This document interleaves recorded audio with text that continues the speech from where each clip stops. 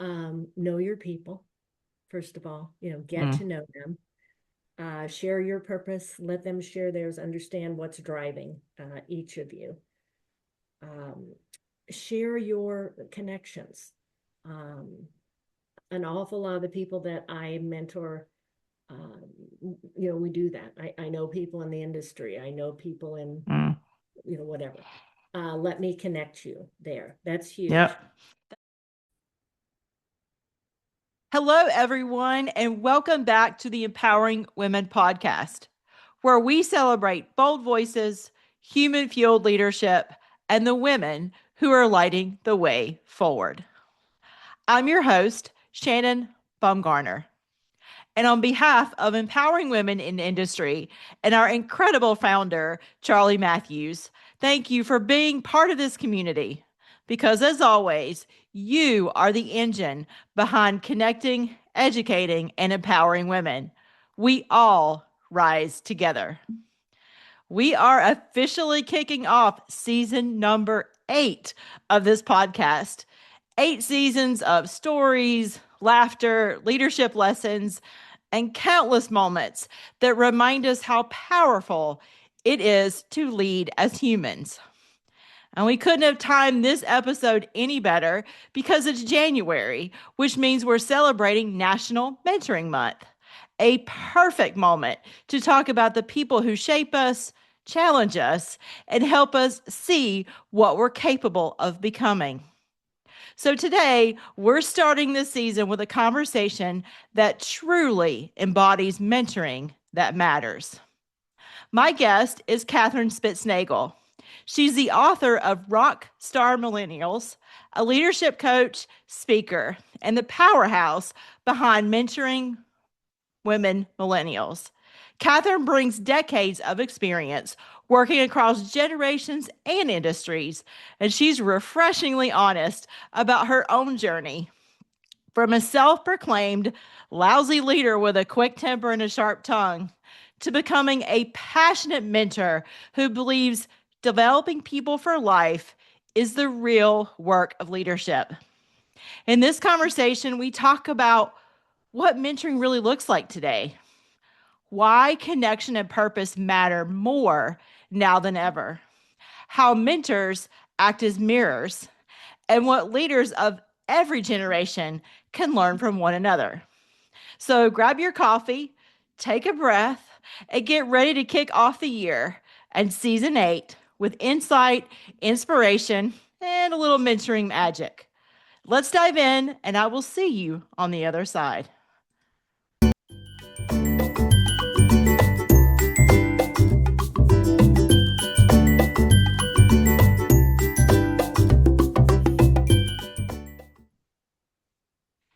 So, welcome back, friends, to season 8 of the Empowering Women podcast. Can you believe it? 8 seasons of stories, laughter, leadership wisdom, and to be honest, the occasional wait, did I just say that on air moment for me? It is January and it is National Mentoring Month. And we have the absolute perfect guest to launch this season, Kathryn Spitznagle. She is the author of Rock Star Millennials. She's also a coach, a speaker, and the force behind Mentoring Women Millennials. Kathryn has helped countless emerging leaders find their spark and step into their power. So grab your coffee if you don't have it already and get ready because we are starting season number 8 with a rock star and with a bang. Mentor is leading the way. So let's dive in. Kathryn, welcome to the podcast. Well, thank you, Shannon. Thanks for having me, and congratulations on 8 seasons. That's incredible. You It go, is, girl. it is. Yeah. So the folks on the podcast know my favorite place to start is with your story. I love for our listeners to get to know you. You've worked in male dominated or populated industries, as some of us like to say. And you went from, and I quote, a self proclaimed lousy leader with a quick temper and a sharp tongue to being a passionate mentor and coach. I love that because I think all of us have our own story. So, could you share us a moment when you recognized that shift in yourself? When the mentor and you lit up and you knew, oh my goodness, this is my path. This is my path. Well, yes, all this is very true. And as you read through my book, it's all true stories. Um, and when I started in publishing. So back up, journalism degree, and I wrote sports. And Mm, in that era, that was very unusual to be a female sports writer. But I had four mm, brothers and I knew sports. And so hence started the male dominated industries. But because of that, when I graduated, I went to work for a magazine. They put me in the men's division. mm. And so I worked the first magazine was in helicopters. So they sent me to I flight. didn't even know they had magazines on helicopters, but They keep did. going. Yes.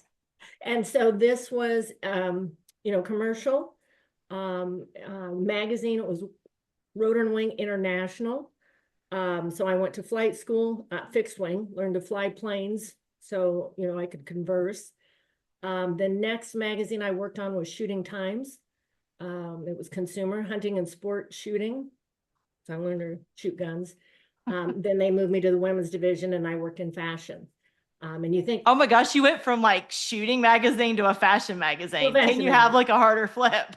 Yeah. And you think, we see women on the runway, so we think it's a lot of women.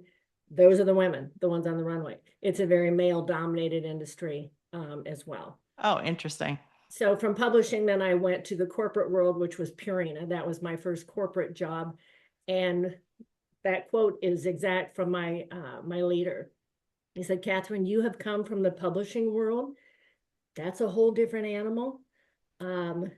You have a quick temper and a sharp tongue, and neither one of those have a place in leadership. And if you're going to lead here, you're going to have to step away from that and choose to change. And as I watched Neil Lewis, if you've read my book, you've heard a lot of Neil Lewis stories. As I watched Neil lead and I saw him change people and I saw changes in me, I thought, that's the leader I want to be. And that was the moment when I thought, mentoring, excuse me, No, go mentoring is ahead. for me. Oh, and for those of you who haven't read your book, who is Neil Lewis? Neil Lewis was one of my bosses at Okay. Purina. Okay. Incredible leader, probably the most incredible leader I've ever had. Purina had a mentoring culture. Hmm. And so on your first day after orientation, they called it 360 mentoring. You met your peer mentor, your leader mentor, and they said in 90 days, you'll be mentoring. Everyone mentors at Purina. We all learn from each other. And so that was an incredible culture. One I never found again. So I would I try was to just sitting here recreate thinking, it. Kathryn, I have 25 plus years of manufacturing experience, and I don't think I've ever been in a culture where that was the norm. Mhm. And that's how it was created. Purina was created by an independently wealthy man, William H. Danforth, in the 1950s.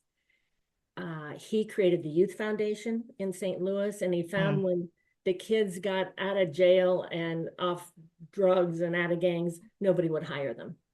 So he hired those kids, and he started a company to hire those kids, Purina.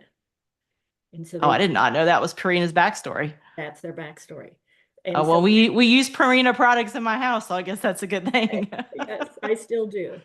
I Um, love that. they tell you again on the first day, never confuse what we make with why we're here.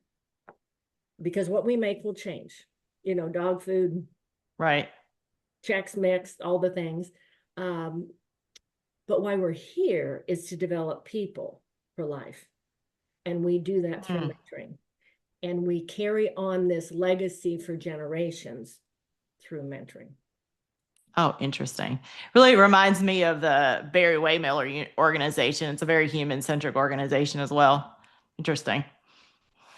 Well, we just mentioned the whole book, Rock Star Millennials. Love that title, by the way. I think the subtitle is Developing the Next Generation of Leaders, and it explores what millennials want from their bosses, what they want from their companies, and what they want from their mentors. So, what's one expectation that surprised you when you began working with millennials? Maybe something you didn't anticipate, or how did you adapt your mentoring approach to that expectation? Um, I started working with them when I was at Caterpillar. After I left Purina, I Okay. went to Caterpillar, another Fortune 50 company. Both great companies, just very, very different. And my last role at Caterpillar was Director of Global Sustainability. Hmm. So my job there was coming out of public affairs. My job there was to go wherever they wanted me to speak about what Caterpillar was doing in the world of sustainability. And we would do events, there were employee things, dealer things, community things. And what I saw was anywhere around the world I went, the people that showed up for a river cleanup were these young people, these young Hmm. employees and their families. And the tree plantings, we'd go and do those. And it was like, okay, it's these young people that are showing up.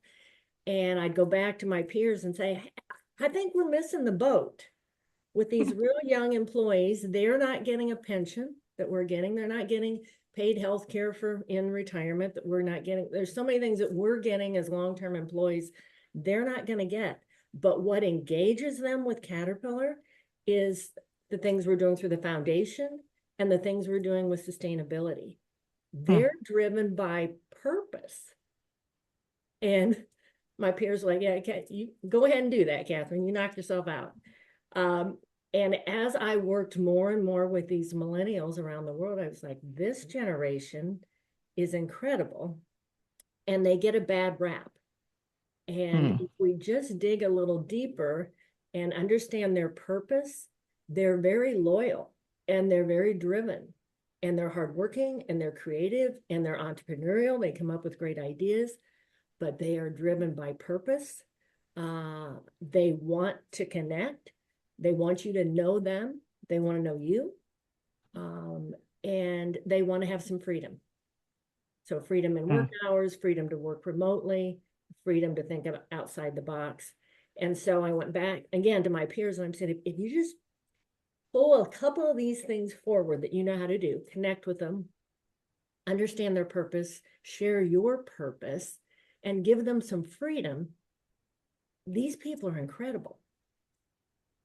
And again, I got a lot of,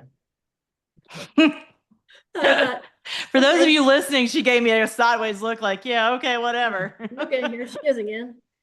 And so I thought, you know what? Someday when I retire, um, I'm just going to work with those people. Because Hmm. the other thing that I found was many of them had never had a good leader. They didn't have the leadership examples. They didn't have a Neil Lewis. They hadn't been given the tools. And some of them I also found there's a lot of entrepreneurs in this generation. They never intended to lead. They were doing their thing and it grew. And it's like, okay, now my business grew. I got people. I don't know what to do with people. And so that's another faction of this millennial generation that wants leadership, needs leadership, but hadn't been exposed to it. I love that about purpose. I've found that in my own leadership journey to be true. I Mhm. think it really resonates in me because I'm a Gen Xer, but purpose is very important to me. So I need to find purpose in my work. Yeah. And I did too. And another reason I think I connect so well with millennials is I think I was one. I was way out of line with my generation. My husband and I both, laughed at that. We both were out and working after college. We didn't get married until later. And our families were like, what? And then we waited till our 30s to have children. They're like, they hate kids. They're never having kids. We're we're just waiting. We both always had side hustles. And Hmm. again, our families were like, could you just do one job? Why you got all these other things? You're always doing. I worked remotely when I was in fashion. The publishing company was in Illinois, but they placed me in Manhattan because Hmm. they wanted a presence Right. there. And so at least 1 week a month for 3 years, I was in Manhattan and I would work there but I was employed in Illinois.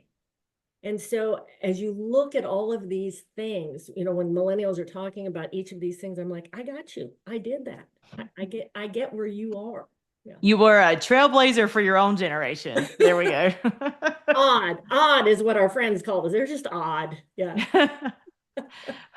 Yeah, I get that look too, Kathryn. I've not been married, so I get that. Yeah. I'm a more mature woman. We'll leave it at that, and Uh-huh. and people give me that look like, oh, right, Oh, why would you do that? that's so odd. That's so odd. Yeah, Right. we heard that a lot. Odd. It Yeah. was odd. Yeah. Well, speaking of, we talked about your organization, mentoring women millennials. Let me get that right, Mhm. and it focuses specifically on women millennials. I understand it.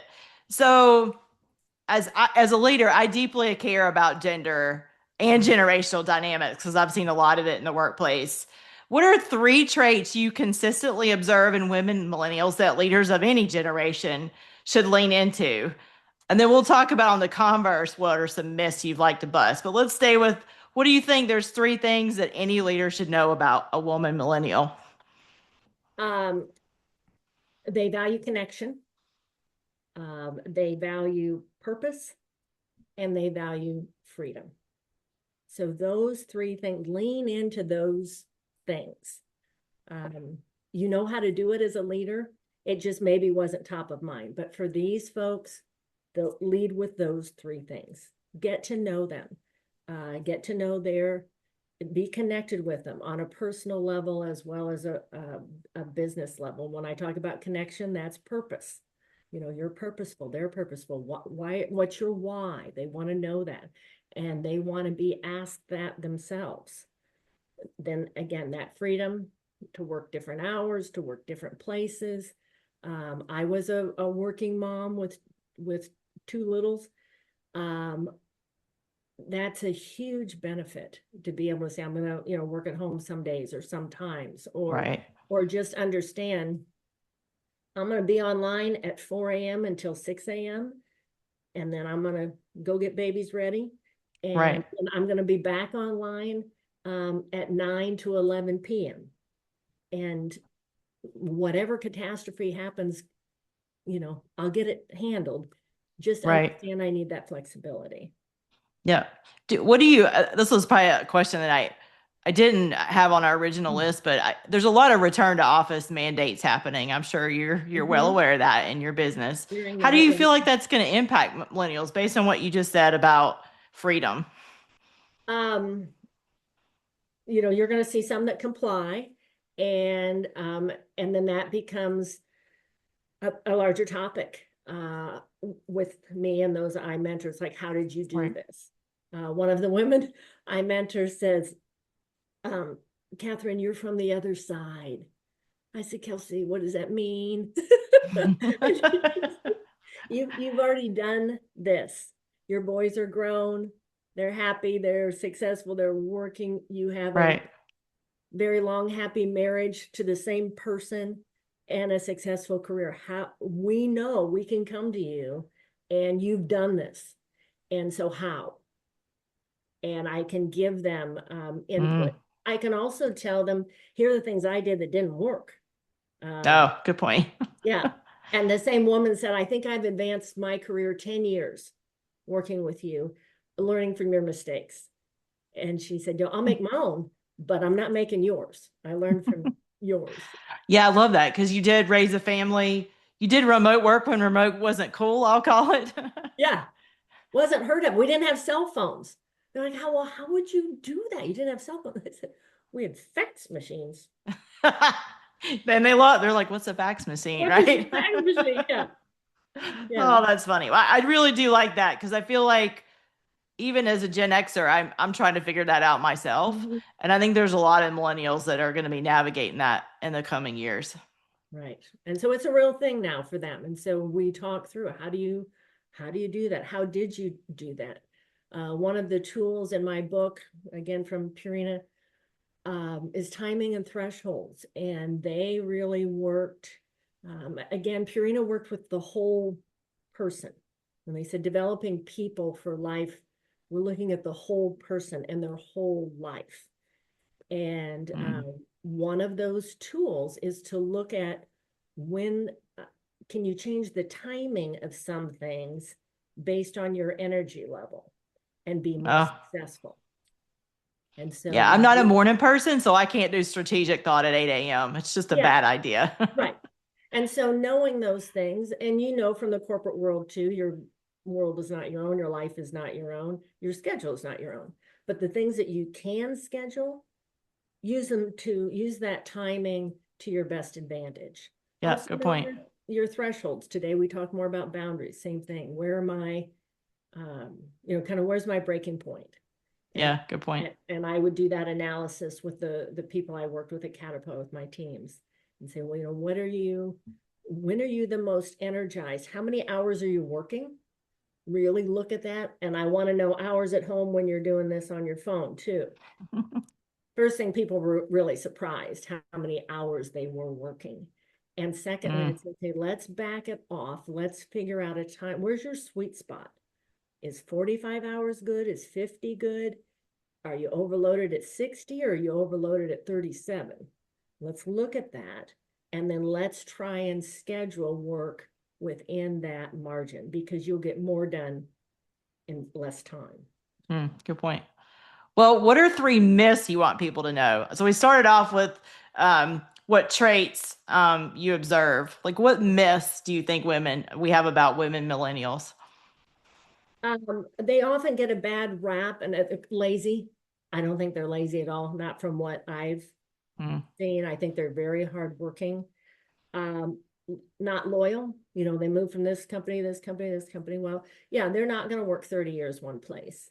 One of the dealers I worked with at Caterpillar that knew I was working with a lot of young people, and he's like, Kathryn, we were like married to our jobs and our company and to Caterpillar. These people won't even date us. And I said, you know what? To be fair, look at the commitment Caterpillar made to us in terms of, again, pension, stock, health care. We're dating them too. We're not making any of those commitments. We said, we got a 401k, you can put stuff in it if you want. So the fact that they're not loyal, I'd back up on that. I think there's a lot of give and take, and yeah. they're given differently than we were. Yeah, and I think the employee contract, so to say, is a little different now than it was 20, 30 years ago. True. The other Yeah. thing I would say is sometimes folks, they're not capable. They're not capable. Oh, that's really unfair. That's very unfair. And that's why I say, oh, they're very capable. They're creative. They're very entrepreneurial. But again, what taps into that is connectivity and purpose. So you won't open the door to any of that if you're not connected with them. And if you don't understand their purpose and you don't share yours, all of that is waiting for you if you can open that door. And here's how. Ooh, I really don't like that third one. I think that's so not true. It is so not true. But again, we've got folks who are looking at, here's what I accomplished or here's what I did, and they're just not capable of doing all that. And even some of it, the work remote. And you hear that from other women who said, hey, I had to do it all. They should do it all. How about they do it differently? Yep. Maybe we didn't do it the best way when we did it, right? Yeah. And we did it within our capability and within our boundaries at the time. Right. It wasn't remote work, except for me in New York. But Right. Yep. there wasn't remote work. And so we made do with what we had. They have more choices. Yeah, I think that's I can't talk today either. Get some water. That's a key thing. There are different choices today. There are different technologies than when I joined the workforce. Yeah, they didn't exist, and they do today. So take that into consideration. Yeah, good point. Well, I mentioned on the outset we are celebrating National Mentoring Month. So I'd like to ask, in your view, what does mentoring really mean today? beyond what I consider the classic view of senior to junior guidance, especially in a very dynamic workplace today. Mhm. Um, Again, as I learned at Purina, mentoring is 360. So, Mm, I love that what Caterpillar came to call reverse mentoring, was that, someone younger teaching someone older, and that was typically about technology. But at Purina, the 360 idea, when you think of that, what connection does that have to you as an employee? To say, first of all, I'm going to invest two people in you your first day, a peer mentor and leader mentor. And secondly, you have so much to offer that in 90 days, you are going to be helping other people. And so, what a tremendous culture that, again, connectivity and purpose. We all have a purpose. So I would say, as a mentor, know your people, first of all, get mm, to know them. Share your purpose, let them share theirs, understand what's driving each of you. Um, Share your connections. An awful lot of the people that I mentor, um, we do that. I know people in the industry, I know people in, mm. whatever. Let me connect you there. That's huge. Yep. That's one of my favorite things to do, Catherine. I jokingly call myself a connector of dots and a collector of dots. So I love Mhm. strategy and then I love people connection. And I'm honestly, funny enough, even though this is what I do as a side hustle, I'm not that actually a huge people person, but I love that one-on-one connecting. And I love the joy of connecting two people and watching them grow their own relationship. Yeah. And sometimes you don't even know why you're connected. I mean, it's just like, okay, something tells me you two ought to know, one another. Right. So I think, sharing a purpose, understanding a purpose, connecting is the second thing a mentor does. And I think the third thing is sharing your experiences.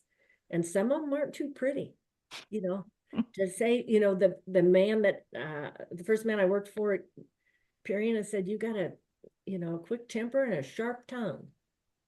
Ugh, you know, but that was, You're like, wait, can I crawl under the table it's now? like, whoa. But he was very candid. And also, I think the another thing about that style of leadership at Purina was they didn't leave you there. They said, okay, here's what I'm seeing, and choose to change. Let's fix this. And then I'm going to show you how to fix it. And I'm going to coach you, and I'm going to give you tools. And so I think sharing those experiences and then helping them grow and change if they choose to change, that's part of being a mentor. Mm, The other thing Neil Lewis always said to me was, Kathryn, at best, mentors are mirrors. We don't create mm. anything that isn't already there. And I love that. That was so uplifting to say, this is in you. I see this in you. And I want you to see what I see. That is beautiful. I think that is Yeah. so true. My mentors have often seen things in me that I never saw in myself. So that's a Yes. great that they are mirrors.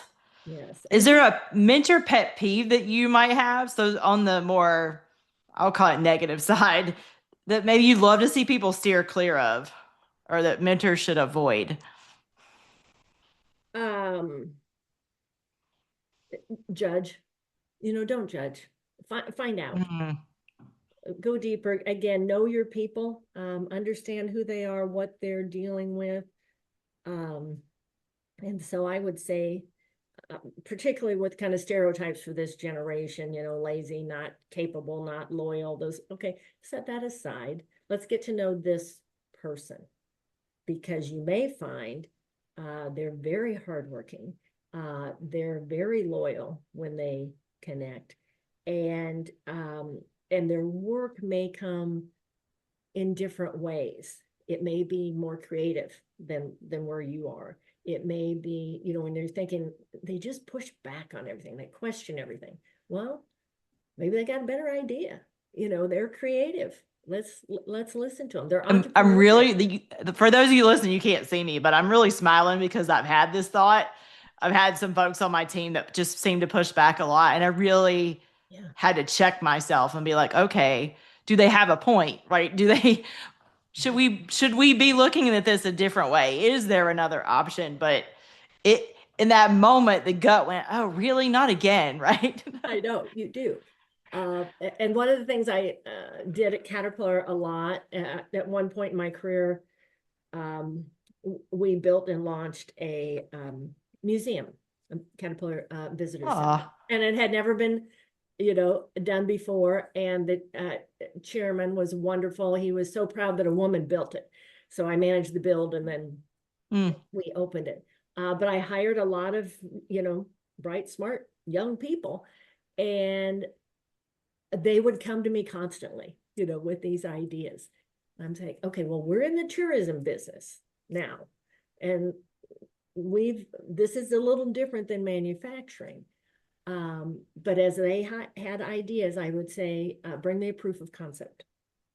mm, And so one in particular, our first Christmas there, a couple of the folks said, hey, we ought to be creating Caterpillar Christmas cards. And I'm like, okay, bring me a proof of concept. And we ought to sell them here at the desk. And I said, okay, bring me a proof of concept.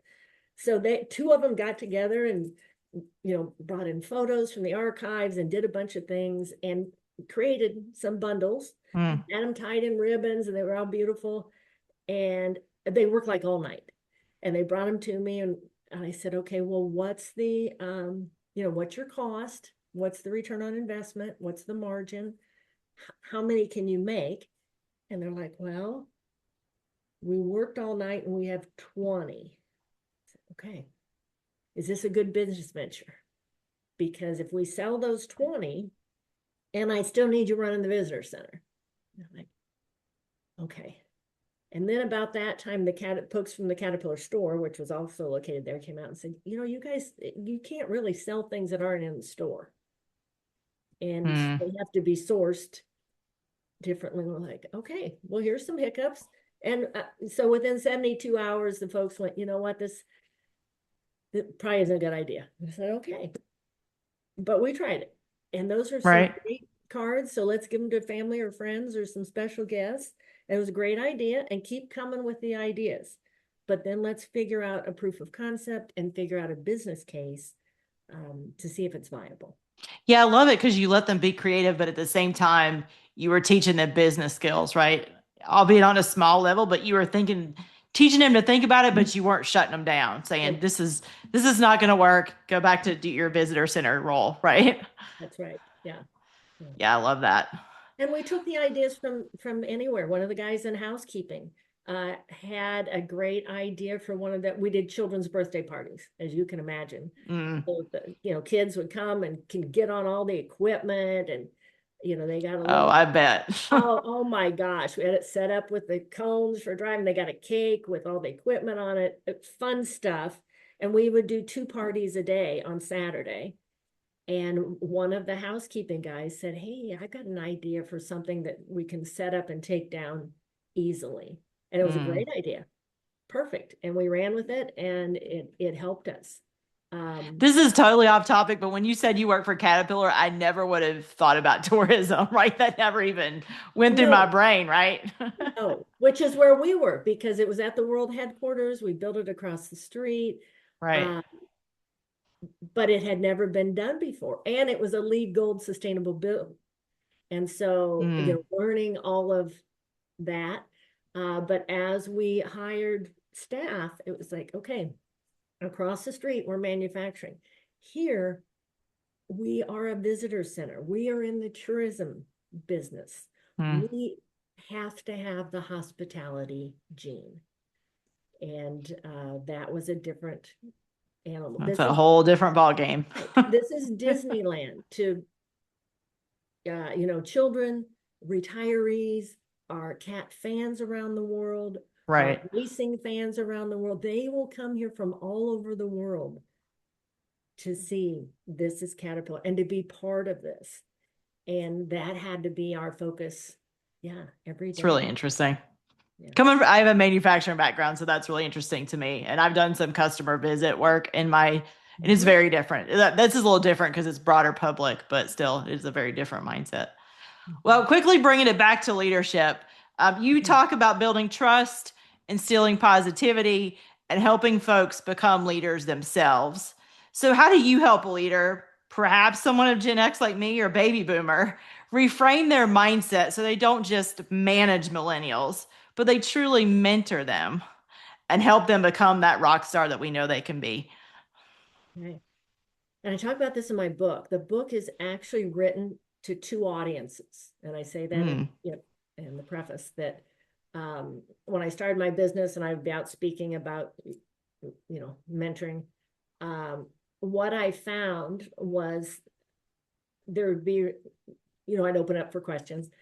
The first comment I would usually get was from a Gen X or probably a boomer who said, oh, thank God you're helping these kids because they need it. And, not really positive about, You're but like, I think you're missing half the point. uh-huh. And then I would, and we'd have a few of those pile on. And then a young person would come to the microphone and say, do you have a book? And I said, no. So after this happened about 5 or 6 times in completely different audiences, the same thing in the same sequence, I thought, you probably need to write a book, Kathryn. But it needs to be to both these groups. If you are, a boomer and you're struggling with how do I lead these people, here are the pieces to bring forward. If you are a millennial and you've never had good leadership, I'm going to share some stories, some experiences, and some tools that you can activate. So when I speak to what I call seasoned leaders, in Oh, I'm my stealing that term, seasoned leaders. That's a good one. seasoned leaders, yes, seasoned leaders, yeah. Yes, I would say be patient. Think of some of the best leaders that you've had and some of the best mentors, and they taught you and they helped you grow and they helped you change. You may not have pushed back the way these folks are doing. I'm going to ask you to translate that pushback into questions and into a yearning to grow. Now, it may sound to you like a pushback. So I'm going to ask you to reframe that and say, what are they really asking here? One of the things Neil Lewis taught me was 2 questions you can always ask and know you're on the right path. What do they need and how can I help them? And that's what I said to seasoned leaders. I want you to be asking these 2 questions. Whatever they're saying to you that's aggravating you, stop and reframe it and say, what do they need and how can I help them? I love that because it makes you pause and you've given people a way. Those 2 questions help people have an automated way to stop, so to say, so they can go, oh, wait a minute, I'm feeling this way. Let me ask this question. And it kind of makes it more smooth. It makes it smoother for them to Yes. catch it and then know at least where to start when they catch it. The other thing that I learned again from Neil, and I think this is true for all generations. Many of these things are true for all generations and just leadership in general, but particularly for millennials, anticipate their needs. And so one of the things that he taught me there, he said, just like you do with a customer or your boss, you want to serve them and you want to support them. And you're always thinking, what do they need? What is the next thing I could do for this customer? And what is the next thing I could do for my boss? What do they need? So taking this a little bit deeper, what do they need and how can I help them? Then anticipate and go to them before they come to you. Now, here's the example. Neil had staff meetings every Monday morning. He was a minister outside of Purina, so we often joke that we got yesterday's sermon. We got a recap. Monday morning. That's awesome. You got the corporate version of his Sunday sermon. Version of his Sunday sermon, and then we would get assignments as his leaders. There were 12 of us. And so one Monday, the assignment was, I want you to be able to tell me 3 things about everyone on your team, and they cannot be in their personnel file. And again, here's a, lousy leader story. And I was a vocal lousy leader, which I should have just kept my mouth shut. And I said, Neil, I got 10 people. 3 things, 10 people, that's 30 things I got to know. And he said, good math, Kathryn, good math. We got a lot of work to do. And so I went back to my people and I scheduled meetings and I interviewed them. And I was like, I got to know 3 things. Tell me 3 things. I got to know 3 things. Yeah. Yeah. Here's a lousy, 3 things about you, 90%. Tell me 3 things. Got them all down, memorized them, because we didn't know when he was going to ask and we didn't know which person. So he had to know 3 things. So I saw him in the hall one day that week. He said, Kathryn, walk with me. Okay. Here's the test. And he said, tell me 3 things about Kathy, who works for you. And I said, well, she's getting divorced. She's got an 18-month-old baby and she's moving into an apartment. And he said, I thought, pretty good. Nailed it. And you're like, yes, I passed. Yes, I'm done. And he said, what have you done to help her? And honest to God, I said, that wasn't part of the assignment. Can you believe that? And the man should have fired me about 3 times a day. And he didn't. He took a breath. And I said, no, wait a minute. I did. I changed her hours. She lives, her apartment's going to be farther from St. Louis. So longer commute. Now she's going to come in at 8:30 and work till 5 instead of 8 to 4:30. I'm feeling pretty proud of myself. I thought extra credit. And he said, did she come to you or did you go to her? I said, she came to me, but I said it was okay. And he said, Kathryn, know your people. If you don't know your people, you don't know what they need. If you don't know what they need, you can't help them. And if you can't help them, what in the world are you doing here? That's really powerful. For those listening, you need to write that. You need to rewind this part and listen to it again. He said, Kathryn, as leaders, we're here to serve. And if you're not here to serve, you need to step out. I became a different leader that day. I have to say that being in corporate America for pretty much my entire career, I feel like more people need to learn that lesson. Yeah. And I said, I don't want to step out. I want to lead. And I want to lead like you lead. It's really powerful. Yeah. Choose to change. Well, I'm gonna end with one final question. Okay. So we love to end with advice. So if you were given a short, powerful piece of advice to our audience, what would you say? Think about handing them a mentoring spark as they carry into the year ahead. Oh, a mentoring spark. I guess what I carry with me as I was another Neil Lewis story. As I was leaving Purina, I said, how do I ever repay this company that has given so much to me? And Neil said, Kathryn, you repay Purina every time you take what you've learned and help someone else. I love that. Take what you've learned and help someone else. Yes. So, why do I lead? Why do I speak? Why do I mentor? That's my why. That is so powerful. Well, we've talked about your book a few times, Rock Star Millennials. Where can folks find that? Amazon. We're there. So there's the book, also the toolkit. The book has 25 tools in the back of it. What I found when I started doing workshops was people didn't want to write in the book. They were like, can you pull these out? And I don't like writing in books either. They don't. And I was like, okay, I wanted to have it all in place.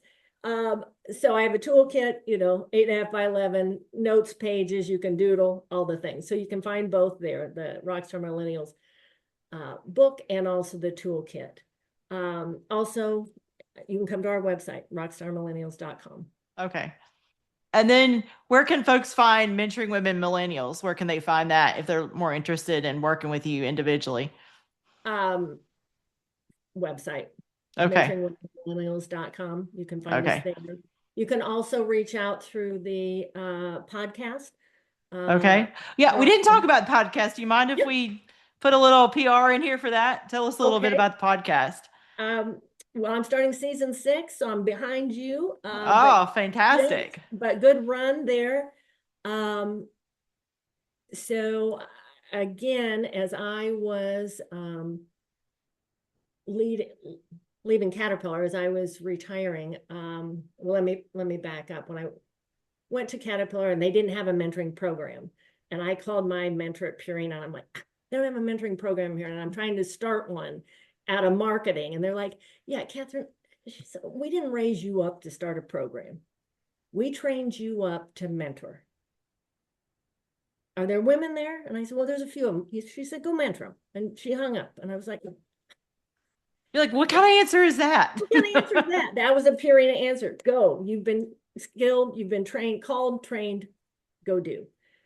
So when an announcement came across my desk that a woman was joining Caterpillar in whatever capacity, I reached out to her and said, do you Mm. have a mentor or would you like one?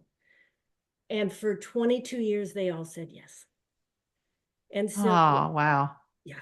So when my announcement went out that I was retiring, these women started coming back to me from all over the world. And they were all saying the same thing.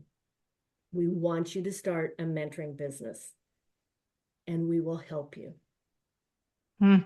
And How powerful is that? one woman said, you need to write a book and I'll write the foreword. Another woman said, you need to do podcasts and I'll be on one. Another woman said, I know what's going to stop you. It's the website. And they knew me well. And so she said, I'm going to help you with the website. Another woman said, you're going to need testimonials. And so she posted on her social media, anyone who's ever been mentored by Kathryn Spitznagle, leave a comment here. That was very humbling. Wow. So she Shows said, you that, making me emotional, but it shows the power of giving back, and that when you give, you often receive more than you give. yeah. And another woman said, hey, I'm a big VP in a business in Chicago now, I'll hire you. And so so I retired one day and started the business the next. And then you got some of them on your podcast, I would And I got imagine. so then yeah, so I wrote the book. So I started the business and wrote the book, and she did the foreword, and I got the podcast going and got the website. And so yeah, the focus of the podcast, again, Rockstar Millennials. I would say after the book published and I was doing a book tour, I had some of those same cranky seasoned leaders who are like, well, you've noted 5 rock stars in your book. I think you found all of them. And I was like, there's millions of them. They said, you're going to keep writing books? And I said, no, but I'm going to do a podcast and I'm going to feature them. And so if you want to meet other rock star millennials, come join me every other Wednesday. And so it began. I love that. That is amazing. Well, Kathryn, this has been such a pleasure for me. I'm going to tell a quick backstory. I did some research, and that's how I found Kathryn. So I feel like I was being led to meet you, led to introduce you to this community, and I'm so glad that I did. So thank you so much for the work that you're doing and for taking some time out for myself and for the listeners today. Thank you. And thanks for having me. And thanks for the work you're doing, empowering women. We are kindred spirits. We are. Well, welcome 2026, everybody, and I will see you soon. Bye, everybody. Kathryn reminded us that mentoring, it isn't about titles or tenure. It's about connection. It's about purpose. And it's about choosing to see people, really see them for who they are and who they are becoming. One moment that stayed with me came when Kathryn shared this simple yet profound truth. At best, mentors are mirrors. We don't create what isn't already there. Let that sink in for a moment. Mentors, they don't manufacture potential, they reflect it. They hold up the mirror when someone forgets their own strength. They ask the question that shifts perspective. They walk alongside, not ahead of, someone as they grow. So here's your call to action as we celebrate National Mentoring Month. Be a mirror. Reach out to someone who's early in their journey. Share your story, the polished parts, and especially the messy ones. Make an introduction. Ask a thoughtful question. Offer encouragement where it's needed most. And just as importantly, let yourself receive mentoring as well. Let someone challenge you. Let someone see what you might still be doubting in yourself. Let someone remind you that growth doesn't stop at a certain title, age, or season of life. If you're new to the Empowering Women in Industry community, welcome. We are so glad you're here. You'll find links in the show notes to our website, resources, and ways to get connected. This community exists because we believe leadership is human, mentoring matters, and none of us are meant to do this alone. And before we wrap up, I have one small favor that makes a big impact. If you enjoyed today's episode, please like, subscribe, and leave a review on your favorite podcast platform. It helps more listeners find their way to this community and keeps those important conversations going. I'll leave you with one final thought to carry into the days ahead. Something that feels especially fitting as we start a new year and a new season together. Mentoring isn't about shaping someone into who you are. It's about helping them become more fully who they already are. So until next time, stay bold, stay human, and keep igniting your fire within.